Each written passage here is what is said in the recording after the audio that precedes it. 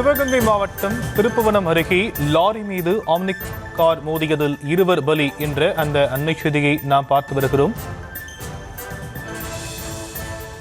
துக்க நிகழ்ச்சிக்கு காரில் செல்லும் வழியில் இருவர் உயிரிழந்த சோக சம்பவம் ஏற்பட்டிருக்கிறது. சிவகங்கை மாவட்டம் திருப்புவனம் அருகே லாரி மீது ஆம்னிக் கார் மோதியதில் 6 பேர் படுகாயமடைந்திருக்கிறார்கள். அது குறித்த அண்மை செய்தி விவரங்களை நம்முடைய செய்தியாளர் மகேஸ்வரன் வழங்க நாம் கேட்கலாம்.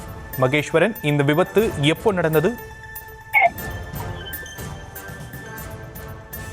நிச்சயமாக சிவகங்கை மாவட்டம் திருப்புவனம் அருகே தட்டான்குளம் பகுதியில் உறவினர் இறப்பு சம்பவத்திற்கு சென்ற ஆம்னி வேன் முன்னால் சென்ற லாரி மீது மோதியதில் இருவர் சம்பவ இடத்திலேயே பலியானதுடன் 6 பேர் படுகாயமடைந்து மதுரை மருத்துவமனையில் சிகிச்சை பெற்று வருகின்றனர்.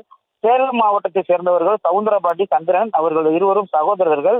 இவர்கள் உறவினர் ஒருவர் ராமநாதபுரத்தில் வசித்து வரும் நிலையில் அவர் இறந்ததாக கூறப்படுகிறது.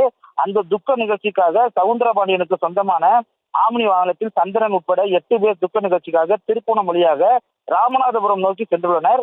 ஆம்னி வாகனம் திருப்புவனத்தை தாண்டி தட்டான்குளம் பகுதியில் வரும் பொழுது முன்னால் சென்ற லாரி குறுக்கே அந்த இருசக்கர வாகனத்தின் மீது மோதாமல் இருக்க திடீரென பிரேக் பிடித்த நிலையில் அந்த லாரி மீது சவுந்தரபாண்டியன் ஓட்டி வந்த ஆம்னி வாகனம் மோதி விபத்துக்குள்ளானது.